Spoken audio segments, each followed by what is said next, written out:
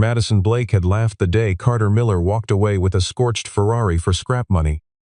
To her, it was nothing but a rusting eyesore rotting in her late father's garage, something to be cleared, forgotten, sold for whatever someone would take.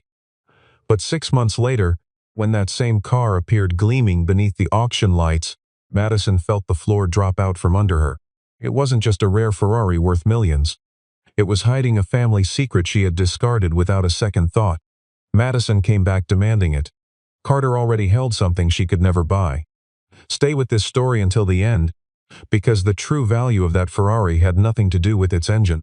The Blake estate sat at the end of a long gravel drive in the hills east of Sacramento, California, the kind of address that suggested old money and older regrets.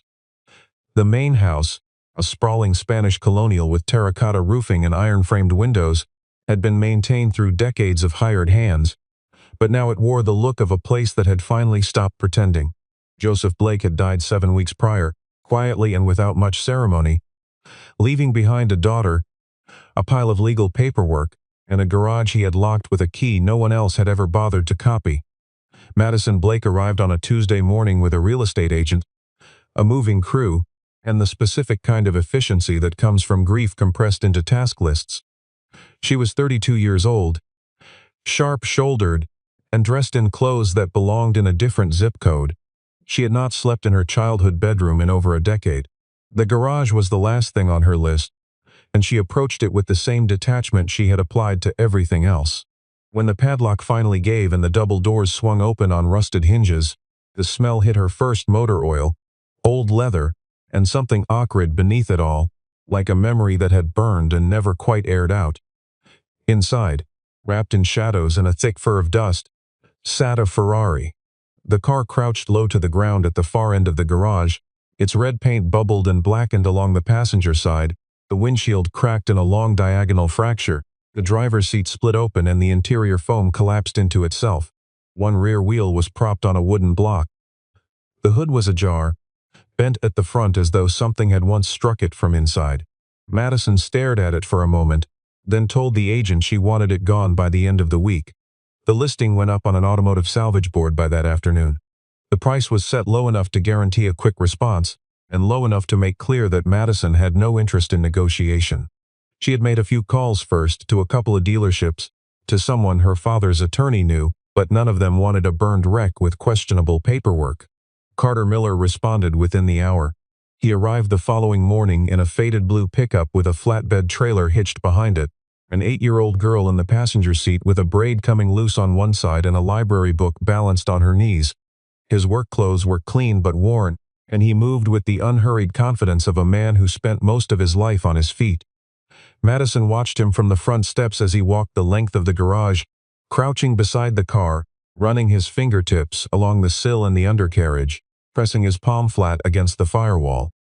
His daughter climbed down from the truck and stood in the driveway, watching her father with the patient interest of someone who had done this before. Carter didn't rush.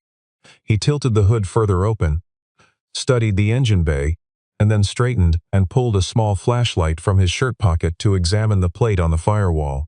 Madison checked her phone twice while he worked. She didn't ask what he was looking at. When he finally crouched to look at the chassis from below, she crossed her arms and waited. What Carter saw in those quiet minutes was not what Madison imagined. She assumed he was estimating salvage weight, calculating how much aluminum and steel he could pull off the carcass and sell by the pound. Instead, Carter was reading a story. The chassis number stamped into the firewall was not a standard production sequence. The badge on the engine cover, though tarnished, was an original factory emblem rather than a replacement piece. The intake manifold had been machined to a specification Carter had seen only in photographs, and the body seams on the undamaged quarter panel ran with a precision that mass production lines did not produce.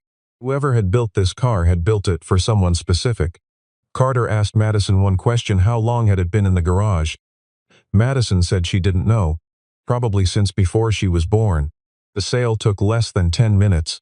Carter signed the paper Madison's agent had prepared, loaded the car onto the flatbed with the care of a man transporting something irreplaceable, and cinched the straps carefully.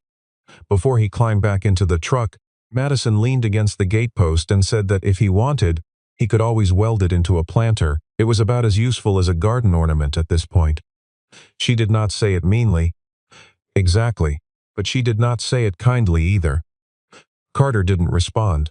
His daughter, Ella, looked up at him from the passenger window and asked why he was buying a car that looked like it had been on fire. Carter buckled his seatbelt, glanced once in the rearview mirror at the estate disappearing behind them, and told her that some things just needed someone with enough patience to look twice. He pulled out onto the main road, and behind him, Madison Blake walked back into her father's house without once looking at the empty space in the garage. That empty space was about to become the most important thing she had ever given away. Carter Miller's shop occupied a converted industrial bay on the south side of Fresno, tucked between a tire distributor and a chain-link fence that backed up against a dry creek. The sign above the roller door read Miller Restorations in hand-painted letters that had faded to the color of old brick. Behind the main workspace, separated by a plywood partition with a window cut into it, was the place where Carter and Ella actually lived: 2 bedrooms, a kitchenette, and a small table pressed against the wall where Ella did her homework while her father worked on the cars. It was not the kind of arrangement Carter had ever planned, but plans had a way of dissolving on you, and what remained after the dissolving was what you actually were.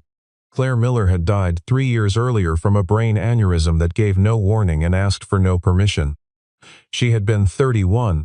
One morning she was making coffee and asking Carter whether he thought Ella needed new school shoes, and by that evening she was gone in a way that left no room for gradual adjustment. Carter had shut down for about 6 weeks, during which his sister came to stay, and Ella learned to be quieter than a child her age should have to be. Then Carter got back up, not because the grief had passed. It hadn't, not really, but because Ella needed lunch packed and the shop's 2 ongoing projects needed finishing, and the world had a mean habit of moving forward whether you were ready or not. He got up, and he kept working. His reputation in the restoration community was modest but solid. He did not advertise heavily, did not maintain a polished professional presence or attend industry events. What he had was word of mouth from people who had brought him impossible problems and received cars that ran better than they had in 40 years. His principle was simple and non-negotiable. He did not alter a vehicle's original character. He repaired, he preserved, he corrected what wear had done, but he did not reinvent. If a car had left the factory with a certain transmission, it left his shop with that same transmission restored rather than replaced with a modern retrofit.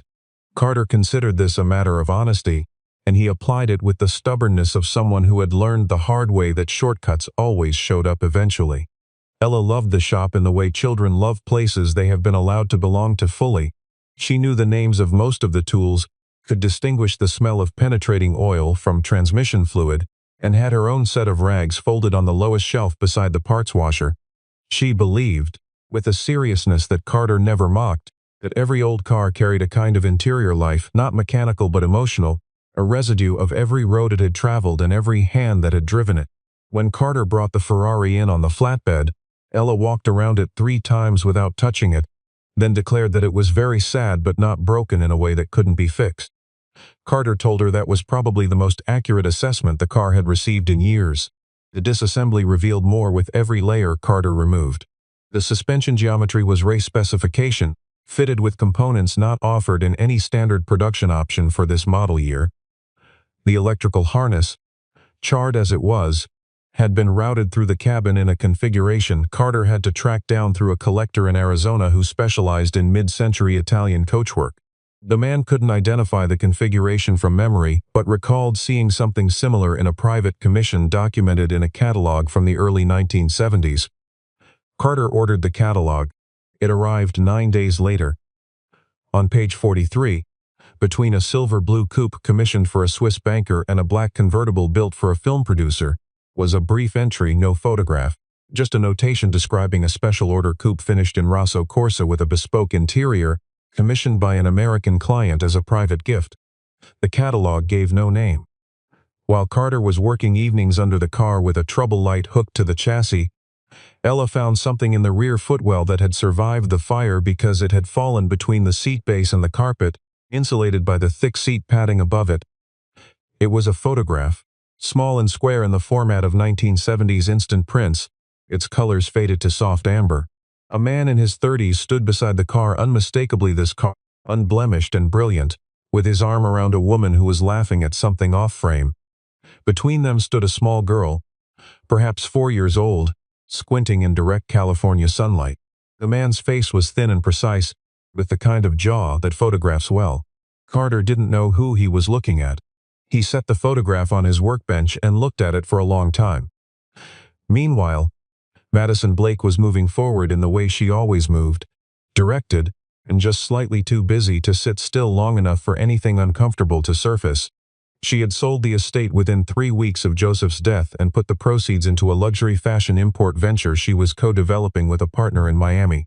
The project suited her, it was visible, profitable, and had nothing to do with garages or California hills or fathers who had spent more evenings in their driveways than at dinner tables. She told herself she didn't think about the Ferrari, and she told herself this with the practiced confidence of someone who had become very good at not noticing the things that pulled at her. Carter, facing mounting bills from the parts distributor and an overdue equipment lease, was visited one evening by a man named Logan Harris, who operated a used parts brokerage out of a warehouse in Bakersfield and arrived with a straightforward proposition: strip the Ferrari for components, sell the original Italian specification parts to the collector market, and walk away with enough to clear every outstanding debt in Carter's ledger. Carter listened to the full pitch. Then he told Logan no. Logan left shaking his head. Carter went back to work. The restoration of the Ferrari was not a single project but 100 smaller ones nested inside each other like the layers of something geological. Carter sourced the original wheel specifications from a specialist in New Jersey who had spent 20 years cataloging Italian coachwork variants. He fabricated a replacement section of the rocker panel using period-correct steel he found through an import contact in Pennsylvania, hammering and shaping it over a custom buck until the profile matched the undamaged side within a fraction of a millimeter. The glass had to be tempered to a curved specification that no off-the-shelf supplier could fulfill, so Carter contracted a custom glazier in Phoenix and made 2 trips out there over the course of a month to supervise the work. Every decision cost money he didn't quite have yet. He made each one anyway. The nights were the productive hours. After Ella had done her homework, eaten dinner, and been put to bed, Carter returned to the car under the cold overhead lights with a thermos of coffee and a level of concentration that probably looked, from the outside, like stubbornness. He worked through problems methodically. When a fitting didn't match, he researched until he understood why and then found the component that did. When a system behaved unexpectedly, he traced it back to its origin rather than patching over the symptom. The car was beginning to respond to attention the way a horse responds to a calm hand, cautiously at first, and then with something approaching willingness. It was on one of those late nights, about 3 months into the project, when Carter removed the center console and discovered the anomaly. The console was original to the car but had been bolted into position with a fastener pattern that didn't correspond to the mounting points on the floor. Carter loosened the assembly and lifted it free, expecting to find a wiring shortcut or some previous owner's amateur modification. Instead, he found a cavity in the floor pan that had been deliberately formed and sealed. The seal was a fire-retardant fiberglass compound, applied with professional precision. Whatever was inside had been placed there with the intention of surviving damage that the car itself might not. Carter broke the seal carefully, working around the edges with a heat gun and a thin blade. Inside was a metal envelope, roughly the size of a large index card, constructed from material that had indeed survived the fire with only superficial discoloration. Inside the envelope were 3 items: a set of original factory build sheets for the car, stamped and signed by the coachwork house, a folded design sketch on drafting paper showing an interior configuration that matched precisely what Carter had been rebuilding, and an unsealed letter, handwritten in a careful, educated hand on personal stationery. The letterhead read Joseph R. Blake. The letter was addressed to no one by name. It began, "Simply, if you are reading this, then the car survived and I did not." Carter sat on the shop floor and read the letter twice through.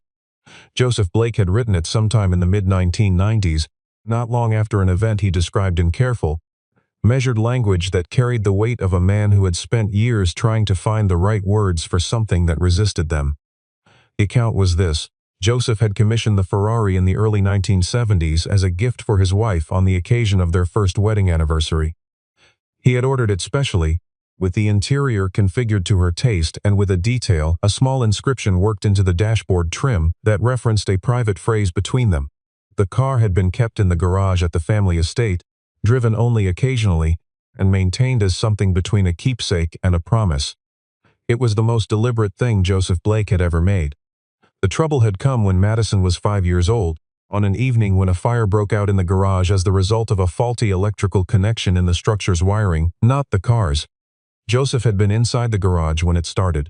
His wife, who had gone to get their daughter from the house, arrived back to find the garage already in serious flames, with Joseph trapped inside because the rolling doors mechanism had jammed.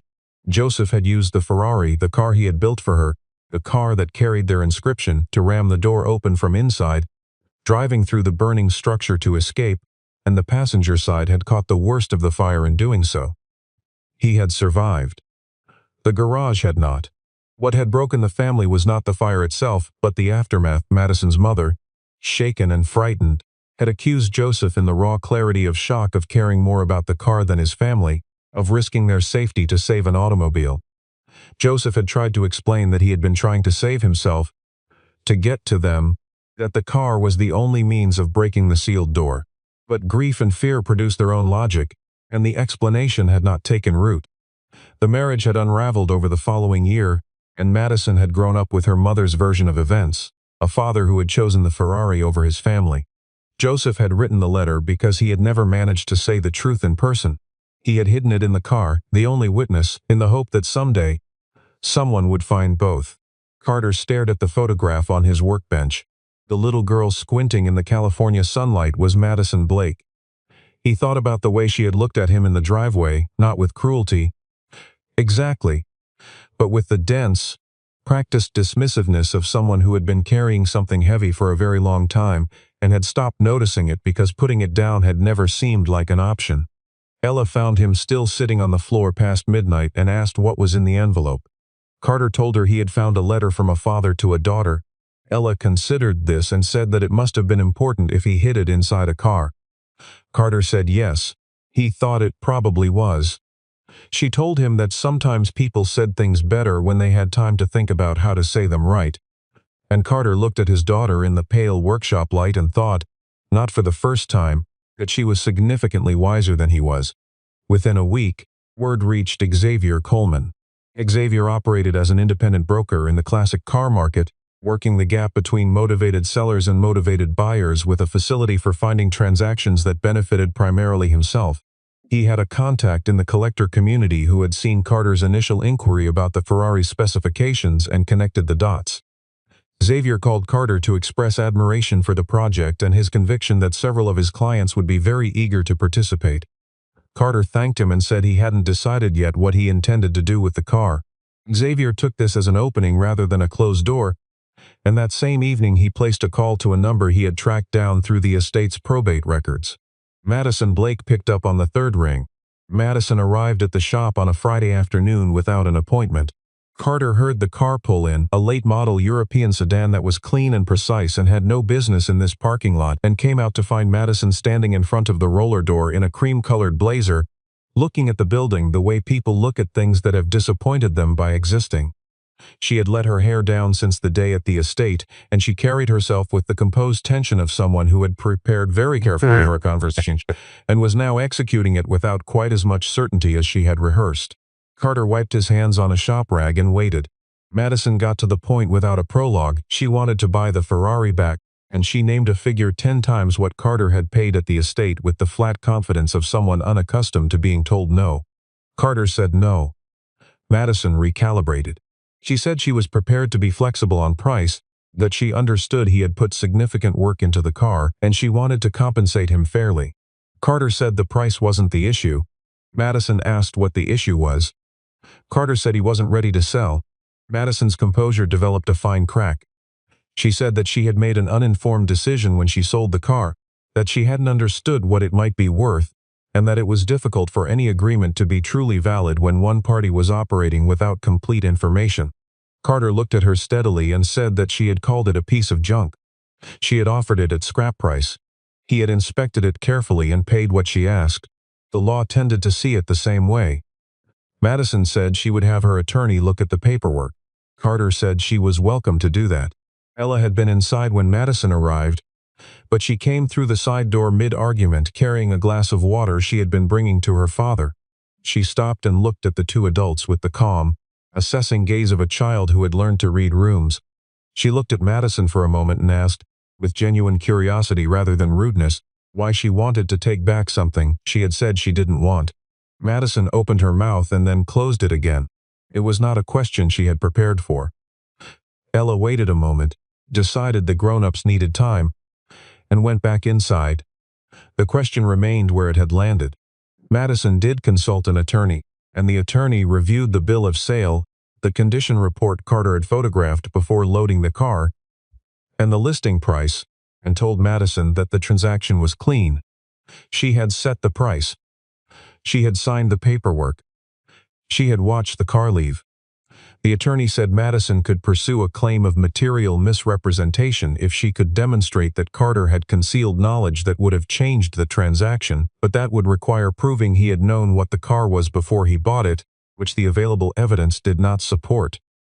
Madison fired the attorney and hired another one who reached the same conclusion. Meanwhile, Madison found herself doing something she hadn't done in years, going through boxes. She had kept a storage unit in Palo Alto where she had placed her childhood belongings when her mother sold the family house. She found the boxes on a Saturday morning and began opening them, and inside were the ordinary artifacts of a California childhood in the 1980s: report cards, birthday cards, books, a box of photographs she had always meant to organize and never had.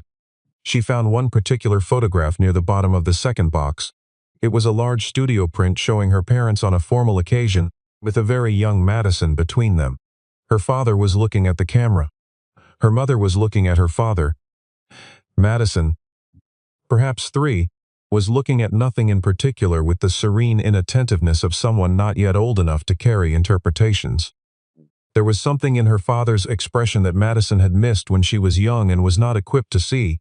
He was not looking at the camera comfortably. He had the expression of a man who was trying very hard to show the right thing.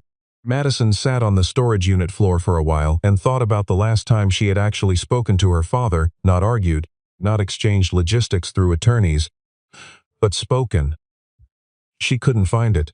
Xavier called twice in the week that followed, suggesting she simply outbid Carter at market when the time came, framing it as reclaiming what was rightfully hers. Madison listened and told him she would think about it.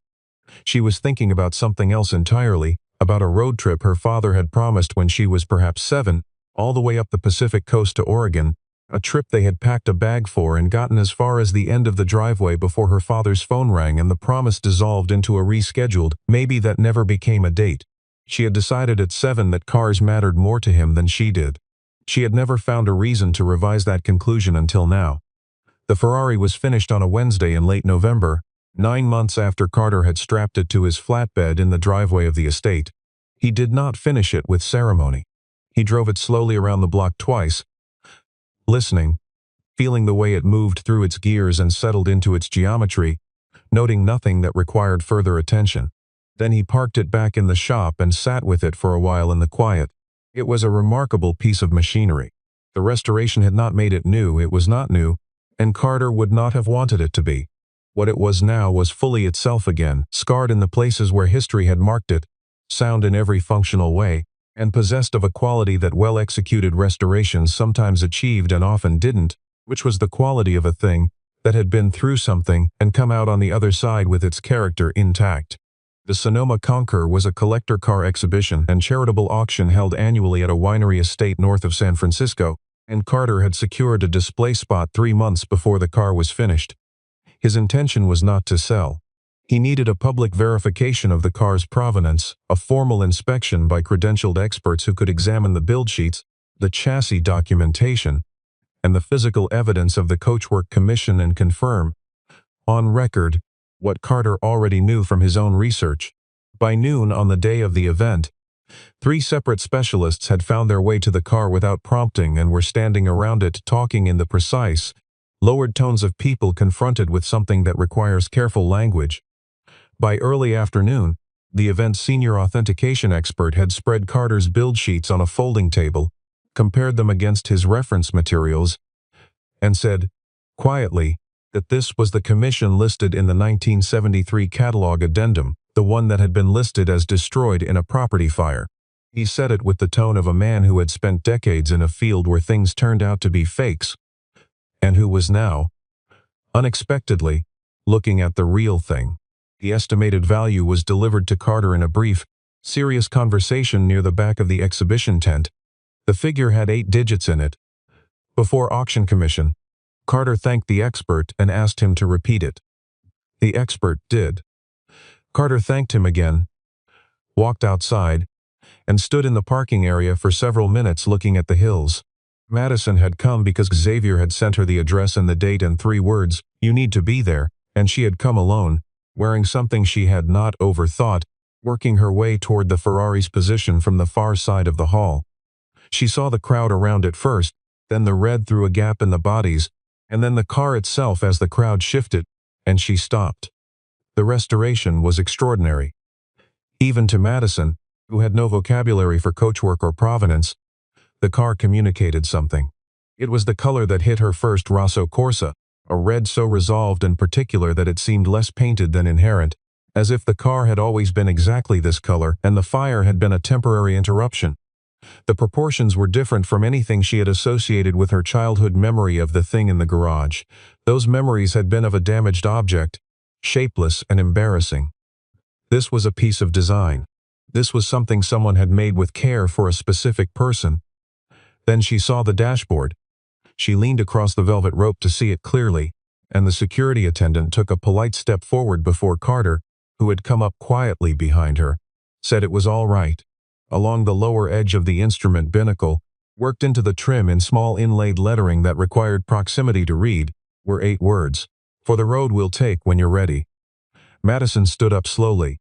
She recognized the phrase. It was something her father had said to her. She couldn't remember the exact occasion. Only the words themselves, which had lived in her memory without context for 20-odd years, orphaned from whatever meaning they had once carried. Xavier had stationed himself near the auction registration desk and was watching Madison with the attentive interest of someone waiting for a market to move. He worked his way over to her and began speaking in a low, persuasive murmur about the extraordinary opportunity the auction represented, the right bid, the right moment, reclaiming what was rightfully hers, the kind of chance that came once. Madison wasn't listening. She was looking at Carter. Carter let the silence hold for a moment, then reached into the inside pocket of his jacket and produced a folded copy of the letter, a reproduction on plain paper, not the original, which was sealed in archival packaging, and held it out to Madison in silence. Madison took it. She read it standing beside the car in the crowded exhibition space. Slowly, the way you read something that is reorganizing things. When she finished, she stood with the letter in her hands, and her face did something that the rest of her had been carefully preventing for a very long time. She did not make a sound. But Carter saw it, and so did Ella, who had positioned herself quietly at his side, watching the woman who had once called their car a piece of junk with the same careful attention she gave to most things she was trying to understand. Xavier started speaking again.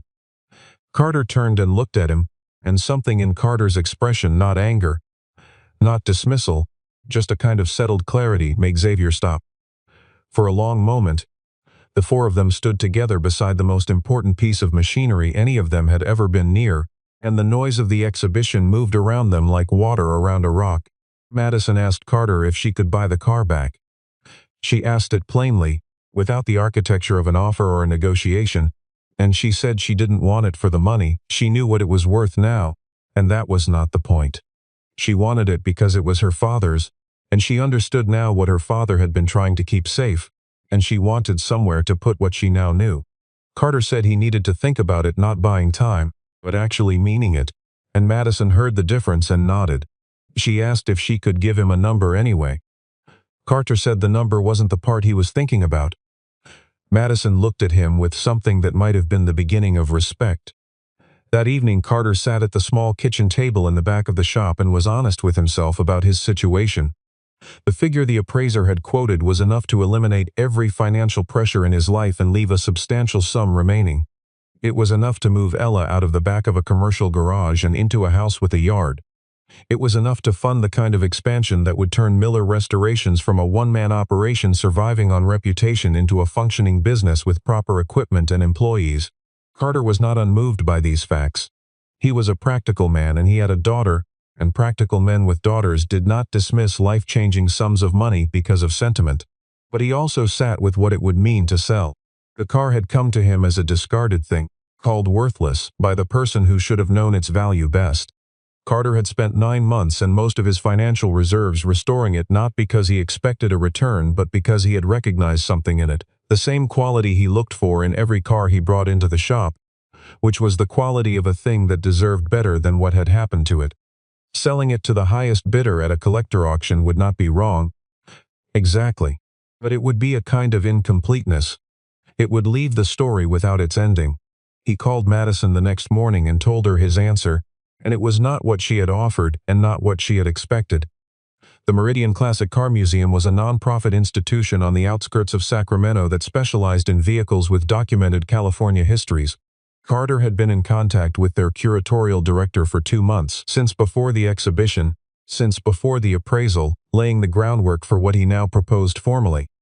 The Ferrari would be donated to the museum's permanent collection, where it would be displayed with full documentation of its commission, its history, the fire of 1981, the restoration, and the letter. The display would carry 3 names: Joseph R. Blake, Commissioner, Madison Blake, by descent, and Carter Miller, Restorer. The car would be seen by the public. The story would be told completely. No one would own it in the sense that isolated it from the world, and no one would be able to sell it. Madison was quiet for a long time after Carter finished. Carter waited. He had learned, over 9 months of a complicated project, to let silence do its work. Madison said she thought her father would have liked that. Carter said he thought so too. Xavier Coleman took the news the way people take news that removes their commission from a transaction badly. He contacted a collector publication and suggested, through a barely veiled source, that Carter had manipulated a grieving woman into surrendering her inheritance rights to a vehicle worth many millions by presenting forged documentation. The allegation was not especially credible, but it was precisely the kind of thing that generates noise in a community that runs on reputation. Carter was informed of it on a Tuesday evening by a friend in the collector network. He sat with it for about 20 minutes and then called Madison. Madison had already seen the insinuation circulating and had already drafted a response, which she sent publicly from her own name, with the specificity of someone who had prepared carefully and the authority of someone who did not need to raise her voice to be heard. She stated that the documentation was authentic, that she had examined the originals herself, that the restoration was extraordinary, and the decision to donate the vehicle was entirely consistent with her father's values, and that the individuals circulating contrary suggestions had been attempting to profit from the transaction and had been disappointed. It was precise and final, and it ended the conversation within about 24 hours. Ella asked Carter, that same evening, whether it was sad to give the car away. Carter thought about it and said it wasn't giving it away, it was giving it somewhere. There was a difference. Ella said she thought she understood the difference, that it was like returning a book to the library so other people could read it. Carter told her that was probably a better analogy than anything he had come up with. The Ferrari was installed in the Meridian Museum's featured gallery the following spring, in a light-filled space at the end of the main corridor, where it occupied its own platform beneath a repositioned skylight that allowed direct natural illumination. The display included photographs, documents, and a continuous audio presentation, but the centerpiece was the car itself, Rosso Corsa, fully restored, still carrying the ghost of the fire along the lower panels where Carter had deliberately left the metal with its history rather than erasing it entirely. The dashboard inscription was visible through the driver's window, readable if you leaned close and knew where to look. The opening was attended by people who had known Joseph Blake and people who hadn't, by restoration professionals who had followed the provenance story, and by one writer from a classic car journal who had spent 3 months researching the commission and published a long account of the car's complete history 2 weeks before the opening.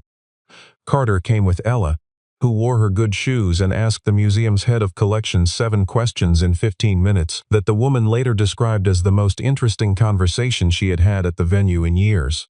Madison came alone and stood for a long time in front of the car without speaking to anyone. Carter's shop changed in the year that followed. He received 4 major commissions from collectors who had heard about the Ferrari and wanted the same quality of attention applied to their own projects. He hired 2 additional mechanics, both young and both better than they knew, and spent a considerable amount of his time teaching rather than executing, which turned out to suit him in ways he hadn't anticipated. He moved into a house with a proper yard 6 blocks from Ella's school and kept the shop as a professional space rather than a home. Ella still had a desk there, and she still used it.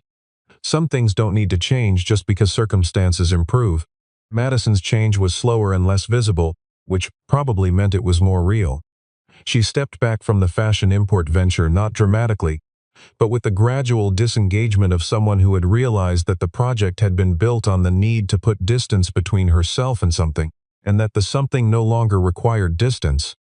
She took a position on the board of a vocational education nonprofit and funded a program specifically focused on automotive restoration and fabrication, run out of a community facility in Sacramento. She attended the program's events and was occasionally useful, and sometimes, when she was watching one of the students work on something that required patience and precision, her expression had a quality that people who knew her found hard to name. Carter and Madison were not friends. Not exactly. They saw each other occasionally, at the museum, twice at events connected to the vocational program, once at a collector gathering in Monterey where they ended up at the same table by coincidence, and had a conversation that ran 2 hours without either of them noticing. They had the kind of relationship that is built not from shared interest or convenience but from shared participation in something that mattered, from having been present for the same difficult truth, and from having both behaved decently under conditions that did not require it. It was a rarer connection than most, and neither of them wasted energy trying to name it. A year after the museum opening, Ella stood in front of the Ferrari on a school visit. Her class had come on a field trip and Carter had been asked to speak briefly about the restoration. Ella waited until the other students had moved on to the next display and stood alone with the car for a moment, the way she had done in the driveway of the shop the first day it had arrived on the flatbed. She looked at the dash inscription through the glass. She had known what it said for over a year, but she read it again anyway. Then she turned to her father, who was waiting nearby, and asked whether he thought something that had been burned could really come back to what it was before. Carter looked at the car. He thought about the 18 months that had passed since the driveway of the Blake estate, about the letter in the floor pan, about the photograph of a young man standing beside his gift in California sunlight, about the small girl squinting beside him who had grown up into a woman carrying the wrong story for 30 years, about the night he had sat on the shop floor reading a dead man's explanation and feeling the weight of how much silence had been asked to hold. He looked at Madison, who was standing across the gallery with her hands in her jacket pockets and her attention on the car, on the inscription, on whatever it was she saw when she looked at it now. Then he looked back at Ella. He said, "It doesn't come back to what it was before. It becomes something more. It becomes the version that has a story." Ella thought about this for a moment and nodded, which was the closest she usually got to calling something right. The gallery held them all briefly in its clean light, the car on its platform, the letter in its frame, the names on the wall, and then the rest of the school group came back looking for Ella. And Carter straightened up, and Madison turned toward the exit, and the ordinary world resumed its forward motion, the way it always does and always must. What remained, and what would remain, was the record of what had been seen and what had been chosen. That value does not disappear simply because someone with authority calls it worthless. It waits. It waits for the person with enough patience to look twice. Nah. Oh. Oh. Oh, wait, no. Oh, wait, yes. Oh, wait, no. Oh, wait, yes. The fuck.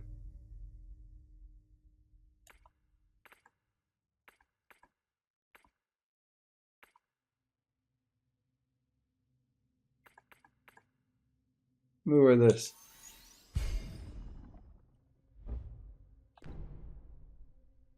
Okay. I want that. Am I gonna have enough for the full set? I think I will. Yo, let's go.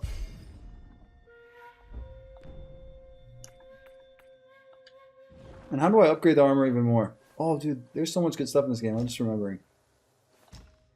I'm just now remembering. New sulfur. A sulfur update? Interesting. And then sparks. I think, oh no. I have 2 sparks.